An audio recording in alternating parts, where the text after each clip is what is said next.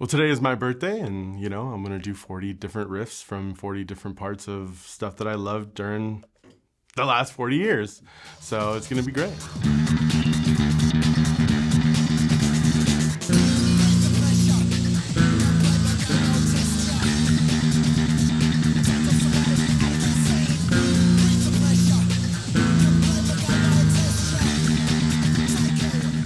Prodigy would honestly be the beginning, because I wasn't really into a lot of different type of music, and I think that's the first time I really heard, you're not gonna say it's metal, but I thought it was heavy at the time, and I never heard anything like that, so I also heard a lot of it, a lot. So it just went on from there. It's a nice day for a white wedding. It's a nice day to start again.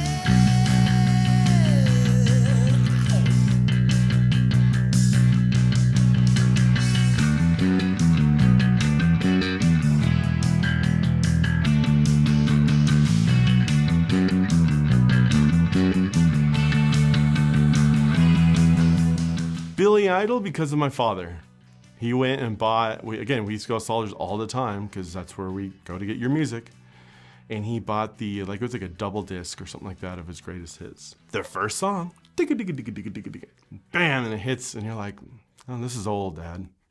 Even at the time, it really wasn't that old. And White Wedding, just every time we were gonna get in the car to go somewhere, White Wedding was playing. And then it was just like, okay, we're gonna go do something cool.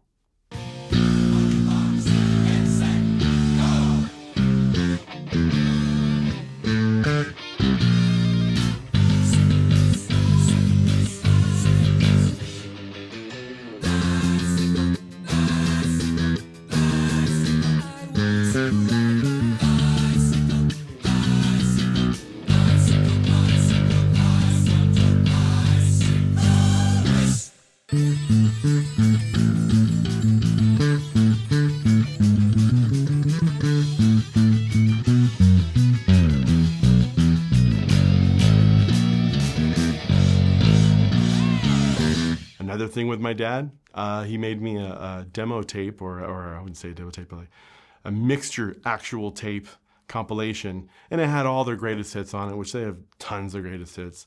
But Bicycle Race, he used to always kind of sing to me in the background, and I always wanted to ride my bike. I was like, oh, this is cool, I want to go do that now. As a little kid, all you got to do is sing that, oh, you're going to go out there and do it. So it's a big homage to my dad for some of these songs as well.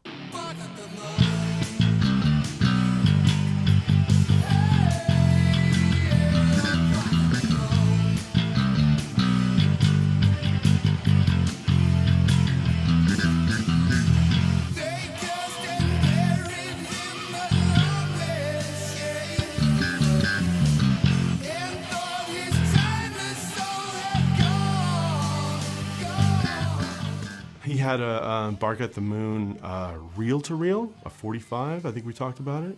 And he used to always thought it was so cool to bring that thing out, set it up, put it on, thought he was a badass, he'd be on the bed. And, I was definitely probably around between 8 and 9 when he would do it.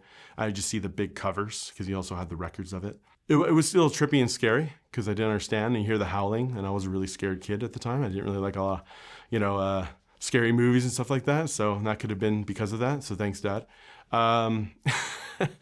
So yeah, Bark at the Moon was kind of a big deal with him. He loved Ozzy.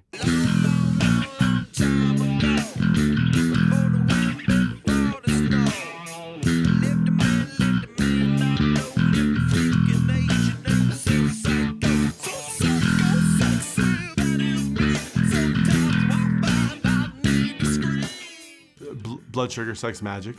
My dad gave me another thing with my tape. I used to play with my toys back in the day, So I had wrestling and, Spider-Man and so forth. I used to play with, and I had a tape player, and like Queen, I had the same thing with that. And I would put it in, and I would just play it backwards, forwards, so forth.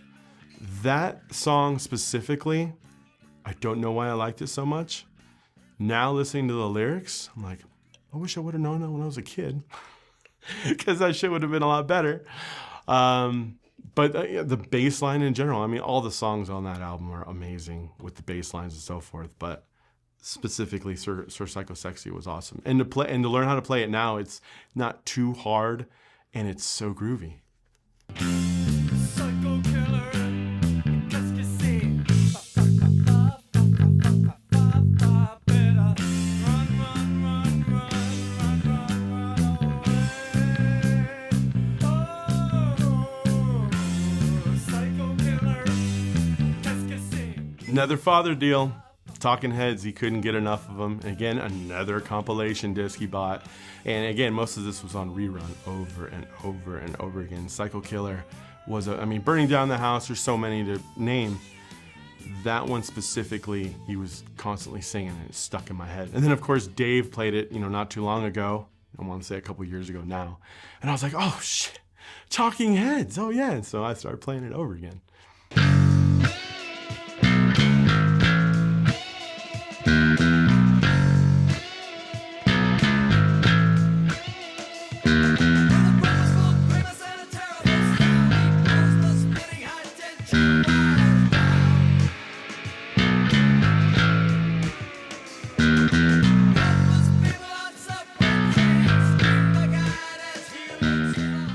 My dad again. Huge Godzilla fan as he is. I'm sure you've seen me wear a Godzilla t-shirt a couple times. But again, that would always be playing in the background. Blue Oyster Cult, I had a lot of songs, but that was the main song he was playing a lot. So I'm like, I gotta go throw it on there. Jesus Christ. So Godzilla's the one for me.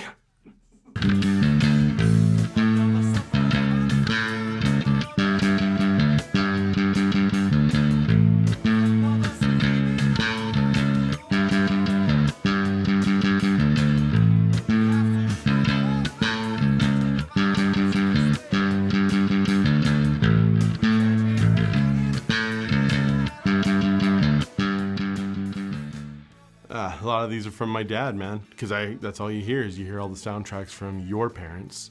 The Police was played all the time. Obviously, I could have picked Roxanne. That's a big one. There's other ones as well, but that one specifically, he played a lot. And so it's still stuck in my head. So a very simple bass line, but very catchy. It's Sting.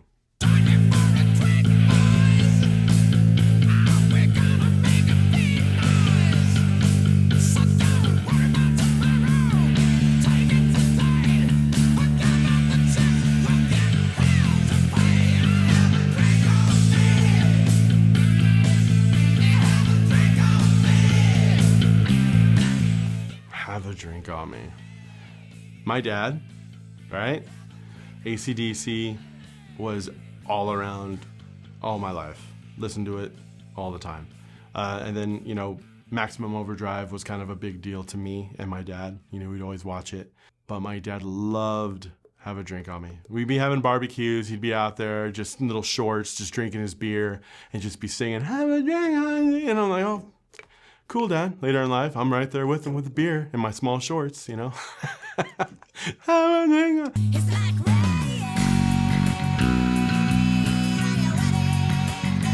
It's a free ride. It's the good advice. It's such a dusty day. And who would have thought it bigger?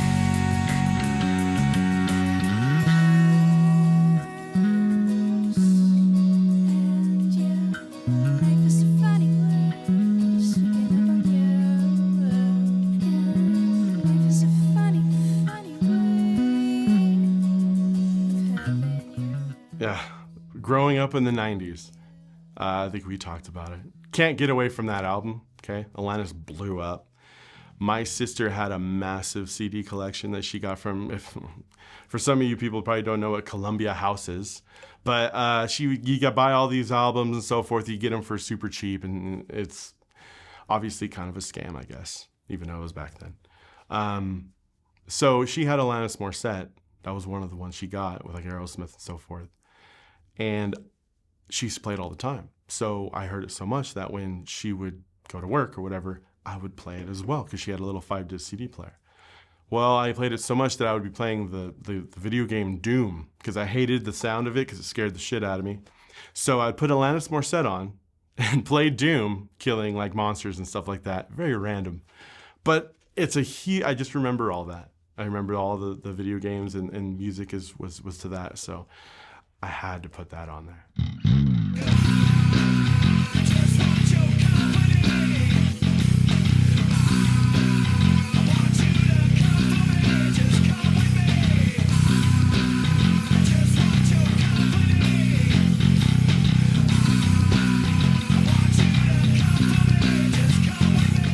Man, I heard about Head PE in the mid-90s. Not being a musician or anything to play any music, my sister's boyfriend was like, have you ever heard of Head PE? And I'm like, I have no clue who that is. So he sent me the first album, and I was like, this is way off of something I probably shouldn't be listening to right now. Because there's a lot of cussing too and so forth. But, dude, I would have been like 11, 10, you know? I picked Bartender because I really like that song on that album, even though it's the second album. But we just seen Head PE this year for the first time, 25 years or more. I'm so stoked. They were so good, dude.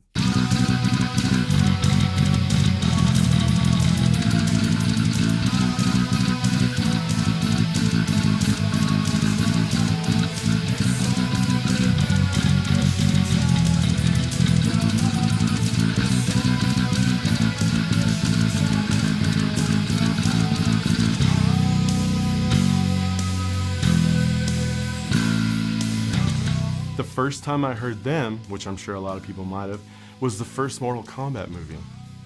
They were on, I bought the tape, the original tape, which I might send you the picture of, because I still have the damn thing. And I had my little tape player, and I used to play it back to front. But that song always stuck out because I legitimately thought it was Goro singing, for some reason in my head. And it wasn't, obviously. But, the scene where Johnny Cage is going against Scorpion and that song is playing in the background could not have been played better. And then after that, Fear Factory was in my catalog, seen them a couple times now. So they're looking for a bass player, you know what I'm saying? We're gonna have to break it down.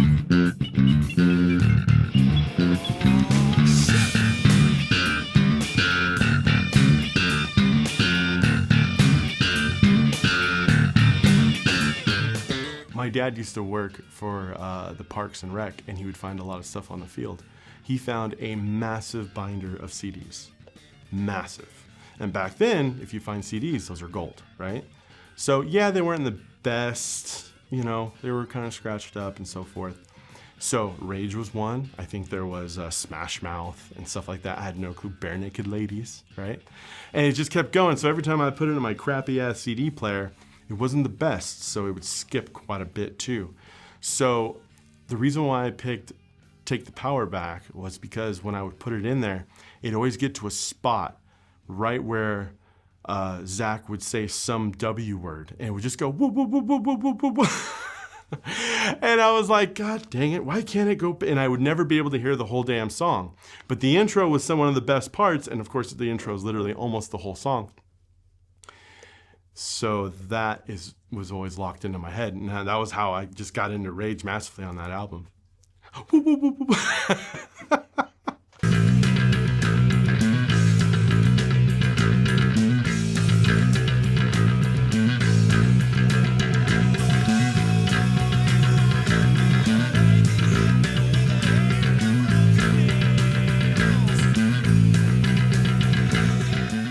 Again, another video game situation in 1997, 98. I was playing Sega Saturn, and there's a game called Road Rage. And they had like their I don't know when Super Unknown came out or which album that was, but they had like 4 or 5 songs on there, if I believe. And that was the first song with the actual trailer to the video game when it starts, where they're actually like just riding a bike and they're fucking burning rubber and shit, and that song's starting, and I'm like, oh man, I love this. Who is this? And then I started listening to it more.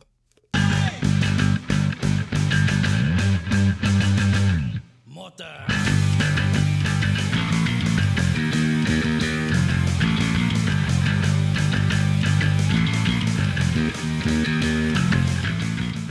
I think that was the first album I heard. I don't remember right now, but when I used to just, again, for the summer, I'd be with my buddy Mike and we'd be doing random shit on the computer or whatever, and he had that album. And he's like, have you heard Offspring? I'm like, maybe. Puts it on. Back to front, back to front. Of course, again, there's a song on there that was on Crazy Taxi, which I'm sure everyone's played. But Mota in general, I just loved. Even though I didn't know what the damn word meant at the time, it was just the riff was so cool and so fast. And I almost forgot to put it on the list. And I used to play Offspring all the time when I first started playing. Those are first full albums I used to play with a pick. And I knew every single song, and then I kept going. Conspiracy of One, oh my God. I should do it now. Should I play with a pick? Try it. Just to try it. Break it down.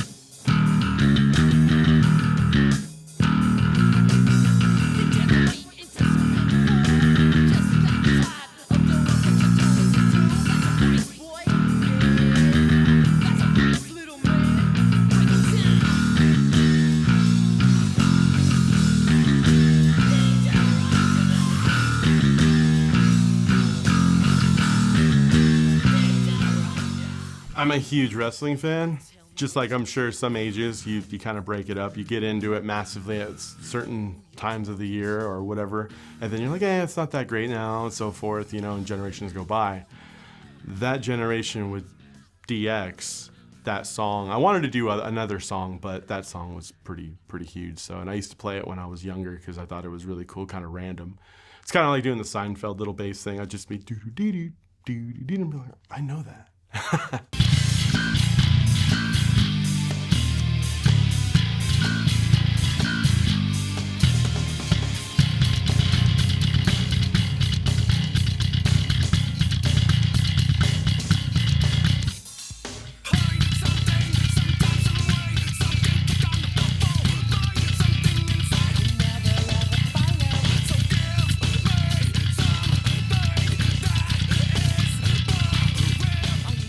First time I heard Korn was Got the Life, or it could have been Adidas. I can't remember. It was a long time ago. But after that, after Got the Life was played, I went back and listened to the whole catalog, and then that's how nu metal started for me.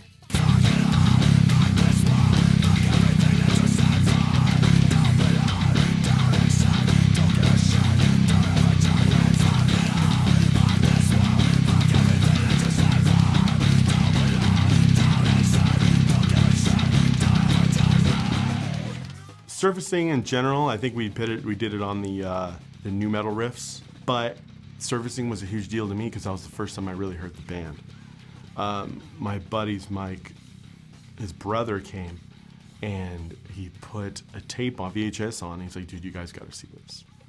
I'm like, okay, whatever, We're young and naive and thought we thought seen everything already. So it starts off with Slipknot coming up to the stage. And it's some massive festival, and they're blowing water out in there.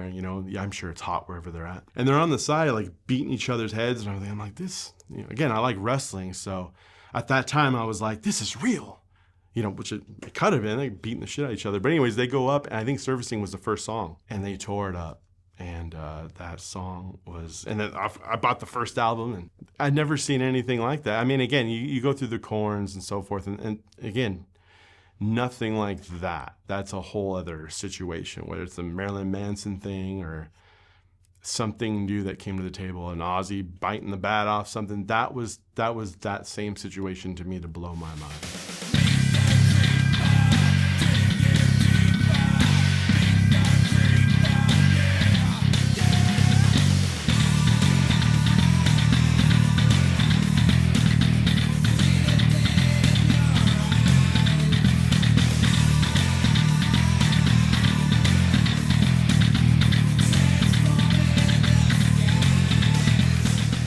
A lot of these are going to be video games and soundtracks I've heard them from, so it would have been Twisted Metal 3.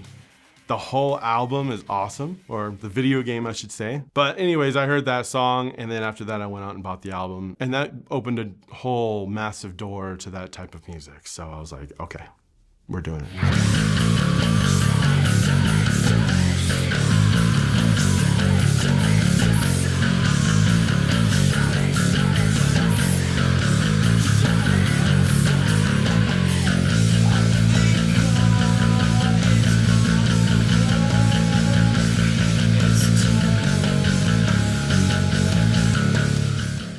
Matrix soundtrack. That was with Du Hast, and that was with Fear Factory, and that was with the Deftones. That was the first time I heard the Deftones. And my buddy Mike at the time, he actually owned some of the albums, and he's like, "You never heard of them before?" And of course, after I heard that, I fell in love with it, and it's just a big song to me. I got that in 2005. 2005 from Instrumental Music, on a whim, seen it, I think it was in a magazine, may not have been online. And I got that, and then back then I also got a 400 Plus at the same time. Bought it from a buddy, Tyler, that used to work at Instrumental. But I got that bass just on pure looks, obviously. Did not know what it sounded like. Got totally lucky, and I love the sound of it. Obviously now there's custom EMG pickups in it, so it sounds pretty freaking rad now.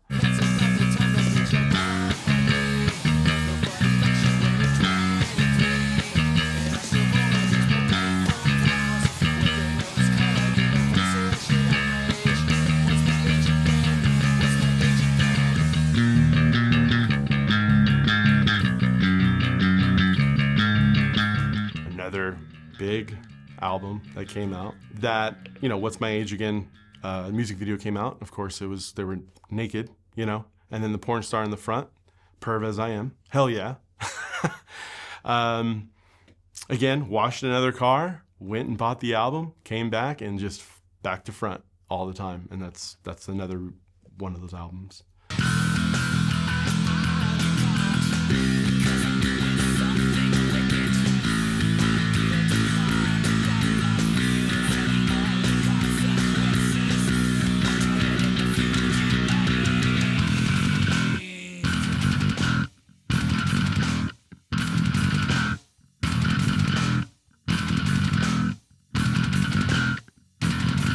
Now, I'm not 100%, I haven't looked to see if it was on that video game, but I believe it was on Max Payne.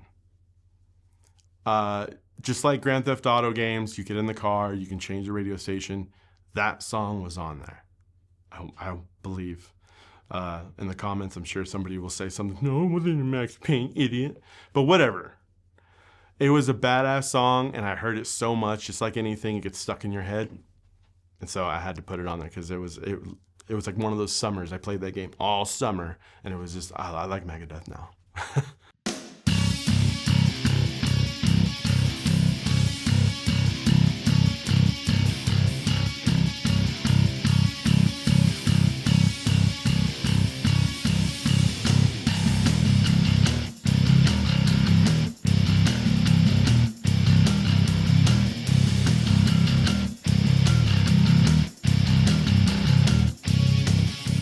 First time I heard it was Headbangers Ball. Seen that crazy claymation type video, and his voice started, Wayne Static, and it's pretty short and simple, dude. I just loved it immediately. Went out and bought the album, and then that was it. And then I've probably seen Static X just like you've seen Metallica, billion of times, but I can't get enough of it. When your stars are baked and your rivers fly, do you ever believe you were secret? Sky, when your castle breaks and your feet are dry, do you ever believe you were secret? Sky,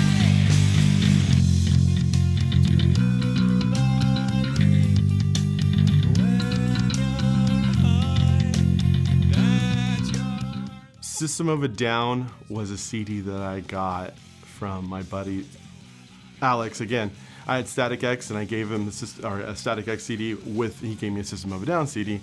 Listened to that whole album, and I was like, wow, this is different. I don't know if I like this. Took me a while, but Peephole in general was a song that, especially for nu metal, was a lot different, I thought. Has like horns and stuff like that. That's normally, it's kind of circusy. Best way I can describe it, but that song was awesome.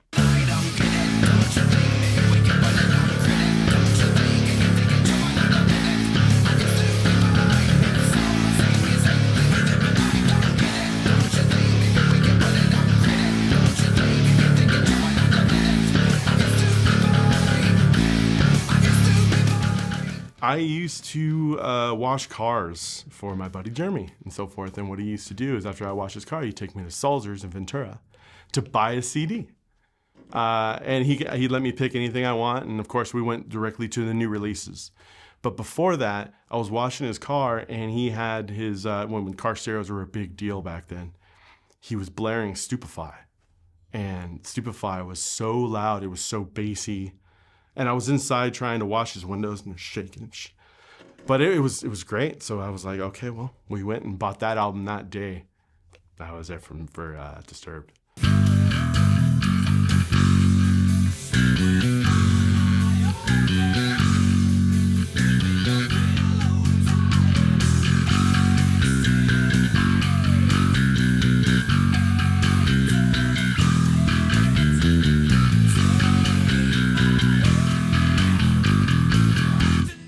That was the first riff I played on bass. My buddy Jeremy told me, like, hey, you want to play bass? I'm like, what's that, dude? I don't know what that is. 4 strings. So I started playing that, and then the first time I played a riff on learning from tabs, because I didn't know how tabs worked. And then I started playing that, and then that's why Enter Sandman's there. Actually, I learned the guitar part, right? So I didn't really play the bass part, because I couldn't hear. I didn't have an ear for bass, so I couldn't hear the undertone. And I was just playing the normal riff, how it goes. And then after I learned it, I went back to him and I was like, hey, dude, do you want to play now? He was in the Navy, so I rarely seen him, and I wanted to play guitar and bass with Jeremy. But he was rarely around, like I said. But when he was there, I told him I learned it. And then he was like, okay, well, learn it backwards if you thought you learned it. And I said, how do you know what that sounds like? So I did. At least I thought I did.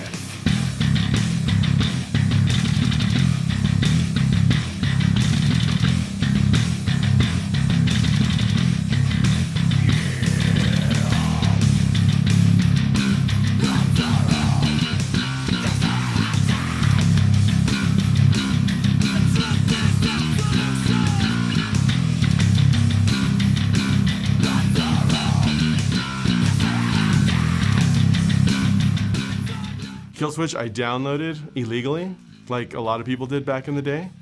And it was that and Children of Bodom. I did not know the band at all. Downloaded it just off of the cool Killswitch Engage sound, or at least the name of the band. And I put it in, and then I heard the first song, and I was like, oh, I think this is too much for me. And then the next song, and then the last Serenade was pretty much, it starts off with kind of like a nice and pretty, and then I was like, oh, I'm gonna like this. Gets heavy. And the next thing you know, I got into it. Got me into that whole era.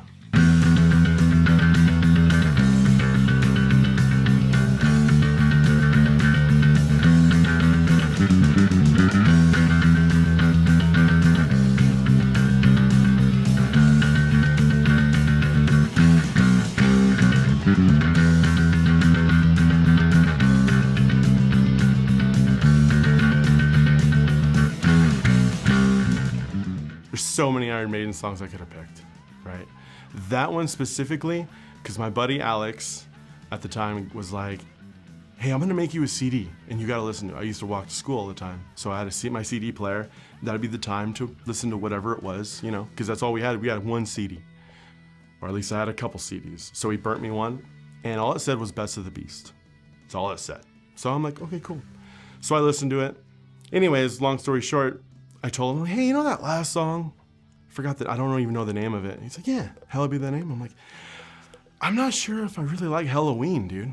And he's like, Halloween? Dumbass, this is Iron Maiden. And I'm like, oh, okay. I guess I'll have to check into that. So after that, that was smooth sailing after that.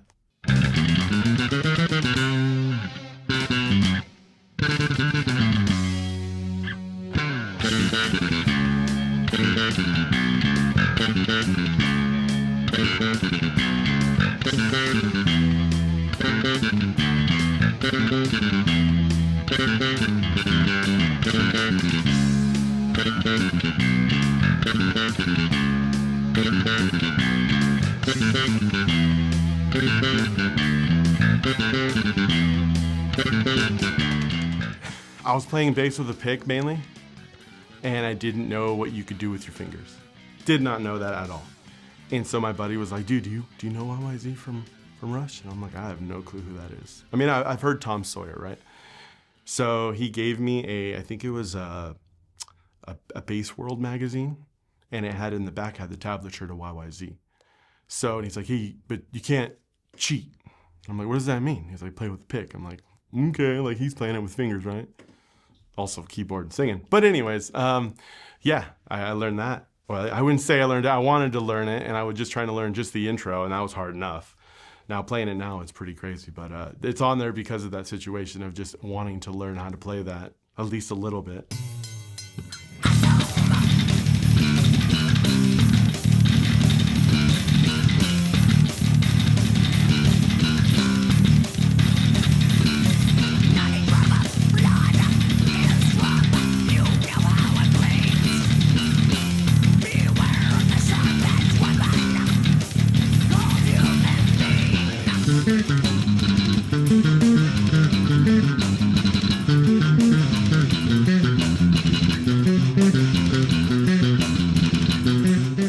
Another Jeremy story for when he was showing me riffs on guitar, and he couldn't exactly play Death, but he showed me Painkiller. Yeah, Death covered Painkiller on that album, which was one of their last albums.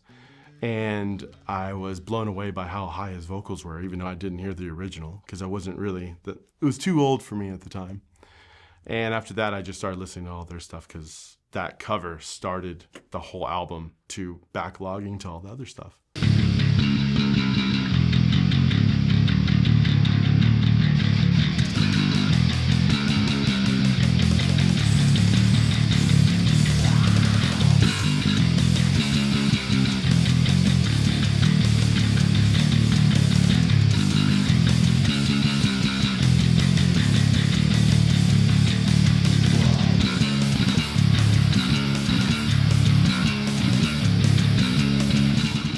Jeremy again, another machine head. He had the whole catalog, Anthrax. I wasn't into Anthrax at the time. Because again, I didn't really have the ear for it. But as far as Machine Head goes, The More Things Change was the first album I heard. And again, there was so many songs to pick from. But Blistering, even though I wasn't into bass guitar at the time, that intro bass, I mean there's drills in the beginning, if you're not a big Dentist fan. But the bass, it's catchy as hell. So I was like, oh, this would be perfect for the bass channel. Totally reminds me of them as well, obviously.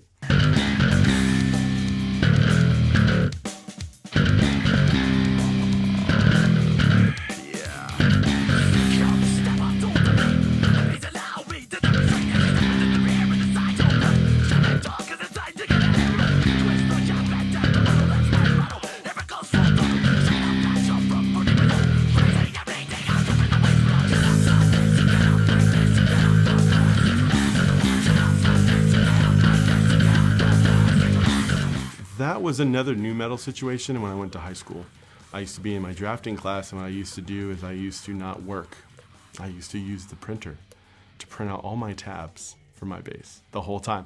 Look up on I think it was Ultimate Guitar tabs at the time, but it had nothing, had crap. Just people with how they thought they might have played it. Okay, whatever, that's fine. I had this massive binder. And he was telling you that, the guy next to me, he was on these little shitty-ass PC speakers. He was blaring that song. It might have been that song. And I'm like, who is this? He's like, 40 Below Summer, man. Surf dude, would have never known he was in that type of music. And I'm like, oh, okay. He's like, yeah, I got an extra copy. And I was like, thanks. That was it after that.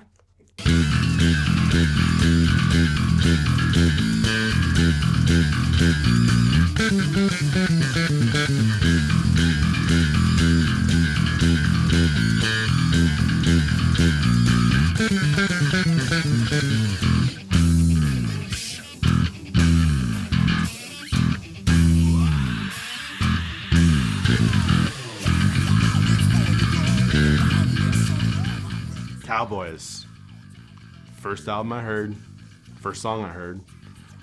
Again, my buddy John again, he listened to them back and forth all the time. I'm like, dude, who are these pieces of shit? just to make him mad, you know. And then after a while, I heard him so much, I'm like, all right, I guess I'll start listening to him too. And then I liked it. And then later on, obviously getting into bass guitar, then you're like, okay, this is not just as what I thought it was, you know. And then you become a lot more respectful as far as that. And Rex Brown's a badass and so forth, amongst of other guys in the band.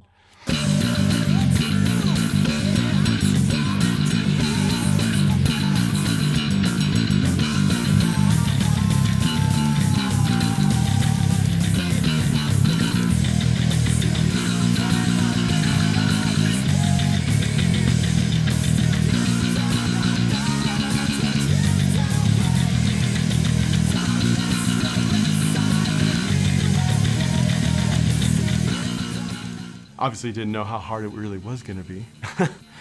But I heard off that album, the first song, it's like a guitar harmony, but it's really fast. And I heard that for the first time from my friend John. He says, oh, I heard it on Sirius Radio, Into Eternity. Well, that's a really cool name for a band. He's like, yeah, dude, but it's going to blow your mind. Heard the song, okay, cool. But then it kept going, and it was just like, wow, it just kept getting better and better and better. They had again, it's like a Dream Theater situation where they're technical, but not over technical, super high vocals, had the growling still. I fell in love with them, and that album specifically was a big deal to me back in the mid 2000s.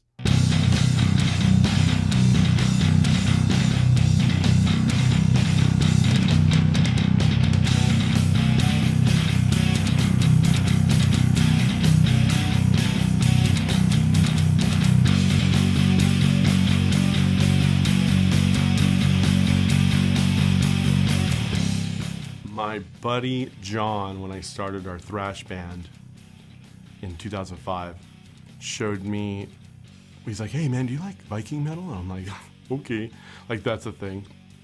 He's like, no, I'm serious. So he puts that song on, and I was like, holy crap, I can see the shields and the swords and the horses. And I was like, all right, what else do they got? And I was like, okay. Went out and bought the album. Went back, bought all the other stuff, and that was it for them. I just never heard that before.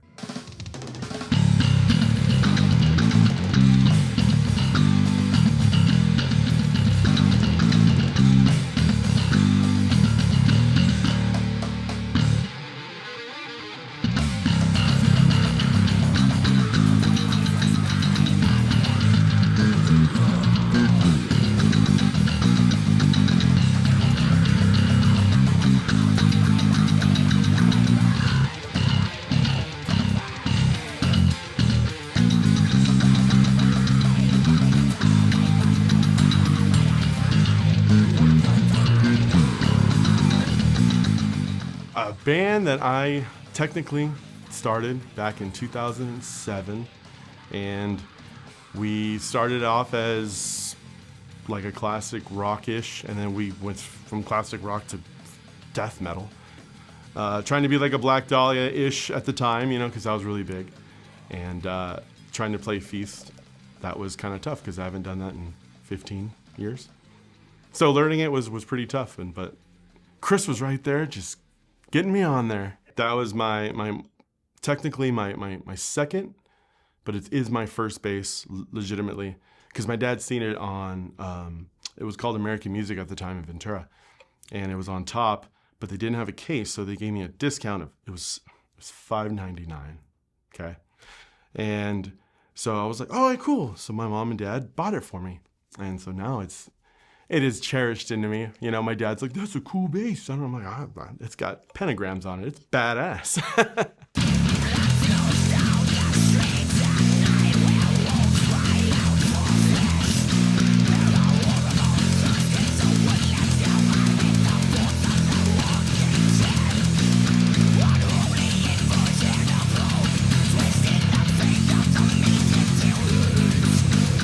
Menticide Days. I never heard him before, and when that album came out, I was like, wow, that's really fast.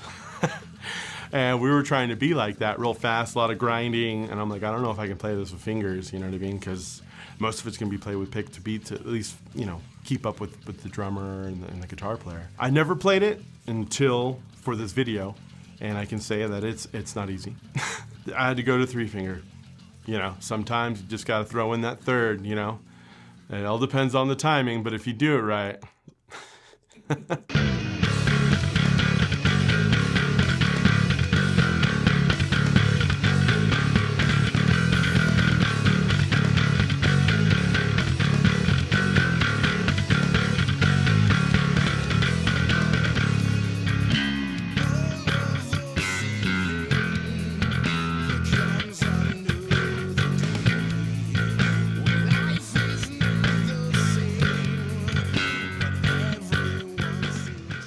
Band I played in, and that song "Black Disguise" was a song that we all kind of put a little bit into.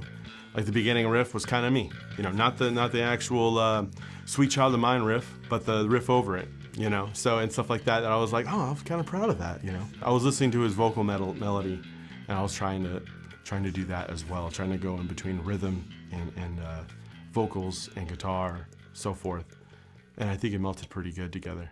Kind of did that, you know, especially with the Geddy. The Geddy made it pop even harder. I think I got it in 2017. I got it from Nick when he worked at Instrumental. Got me one hell of a deal. I wanted a jazz bass.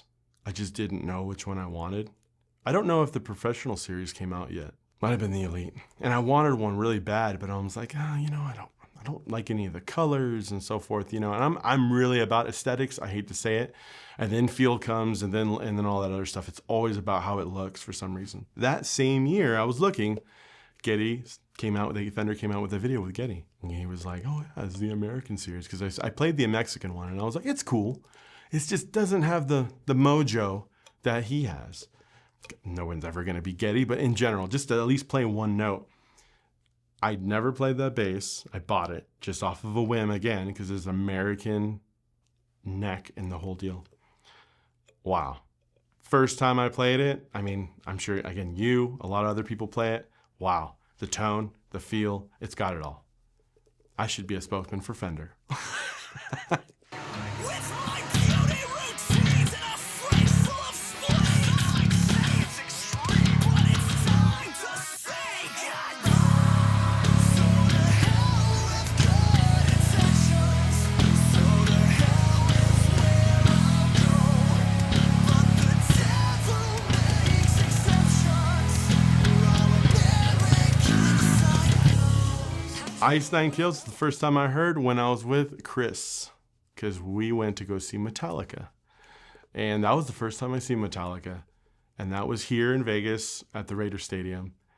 And I remember we walked in, and a lot of people were kind of just standing there while Ice Nine, I didn't know who the hell they were, and they were playing.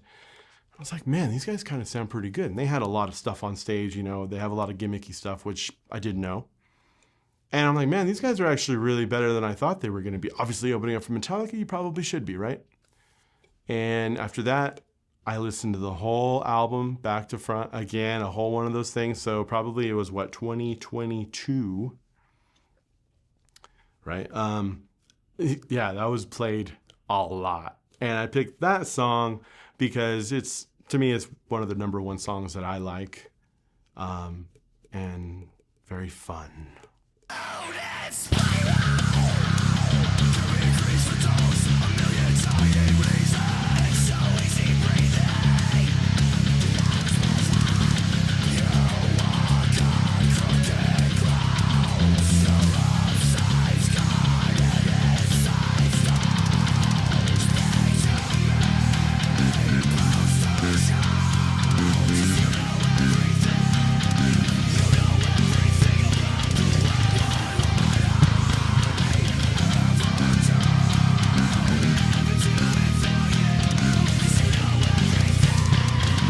This year I met Cameron, and a really cool dude, and I never heard of Born of Osiris before I met Nathan, the gun drummer, right? And he would always tell me, man, you gotta listen to Born of Osiris, man. I'm like, I don't know who that is, but yeah, I'll try.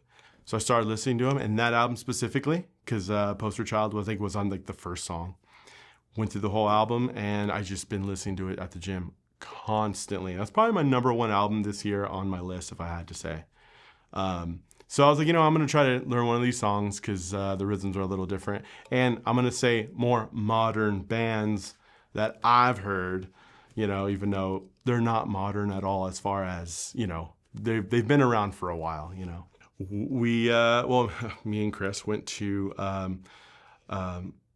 Ohio to go meet up with Nate, the gun drummer, to do a video with Chris Blanco, which would have been Hellbag Daryl, Cameron Loesch from Born of Osiris, the actual drummer, and Nate on guns. Pretty random to say. And then, of course, I played bass, and we did some Pantera songs, and we did Lamb of God and stuff like that. So that's, again, another big deal this year. I've never done anything like that. Haven't been that far on the east side. And that was just one hell of an experience. There is no experience than to be, 5 feet away from somebody who's shooting a damn sniper rifle? I mean, the feeling I had in my nostrils, dude, it felt like it was blowing up and coming back in. I mean, I know you were feeling it from a distance away, you know. That kind of hurt. I know Chris was hurting, the Hellback Daryl, because he was getting shot in the face with those damn big ass shells and shockwaves. Yeah, and just skedaddling out.